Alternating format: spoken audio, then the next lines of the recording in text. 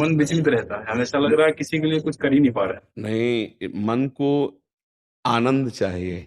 एक ध्यान रखना, तब लग कुशल न जीव को सपने हो मन विश्राम, जब लग भजत न राम को शोक धाम तज काम। शरीर राष्ट्र सेवा में है, पर मन को आनंद की भूख रहती है। सबके मन को, आपको ही नहीं, पूरे संसार में जितनी भी क्रियाएं हो रही वो सब सुख प्राप्ति के लिए हो रही। आप हमारी बात को गौर से देखना, जितनी भी क्रियाएं हो रही चींटी से लेकर सबका उद्देश्य सुख प्राप्ति करना, सुख भोगना, सबकी चाह है। आप इस विषय पर सहमत है? सबकी सब क्रियाओं का उद्देश्य सुख प्राप्ति है, लेकिन सबको दुख भोगना पड़ता है। इस बात को भी आप समझ रहे हैं ना? सुख प्राप्ति की चाह से सब क्रियाएं कर रहे हैं। जितनी जेल भरी है वो सुख प्राप्ति की चाह की क्रियाओं से ही भरी है। जितने पाप होते हैं वो सुख प्राप्ति की चाह की क्रिया से ही होते हैं। आप ध्यान दे रहे हैं ना?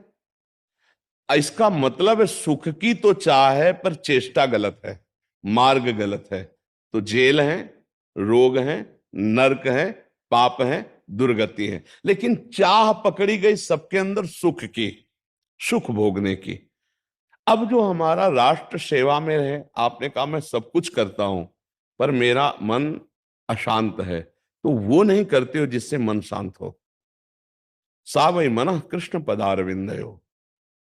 हम इसीलिए कई बार अपने राष्ट्र सैनिकों को सम्मानित भाव से, पूज्य भाव से, आदर पूर्वक ये कहा कि मन को जो काम क्रोध लोभ मोह मद मत्सर ये शत्रु परास्त कर रहे, इनके लिए बाहरी राइफल काम नहीं करेगी।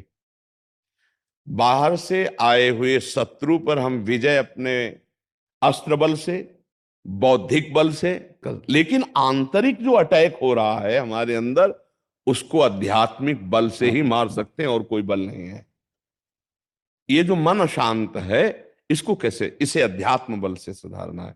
ज्यादा अध्यात्म बल के लिए कोई ये करने की जरूरत नहीं, अगरबत्ती धूप बत्ती आरती, ये अध्यात्म का एक बाहरी अंग है। जो अध्यात्म है वो चिंतन प्रदान होता है।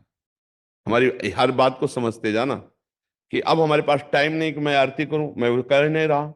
मेरे पास टाइम नहीं कि भगवान को विराजमान करके पूजो, वो मैं कह नहीं रहा, क्योंकि एक बाहरी अंग है ये। अध्यात्म का वास्तविक जो पूर्ण अंग है वो चिंतन है।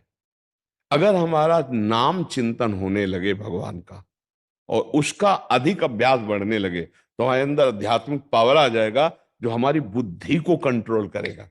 इस पूरे सिस्टम को, शरीर के सिस्टम को बुद्धि कंट्रोल करती है।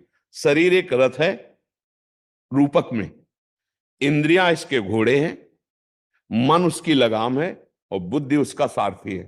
पूरा कंट्रोल करने वाला बुद्धि है।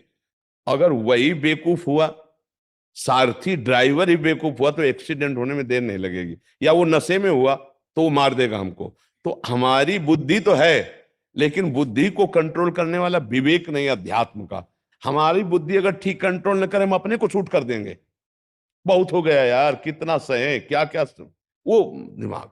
इसके लिए अध्यात्म बल चाहिए।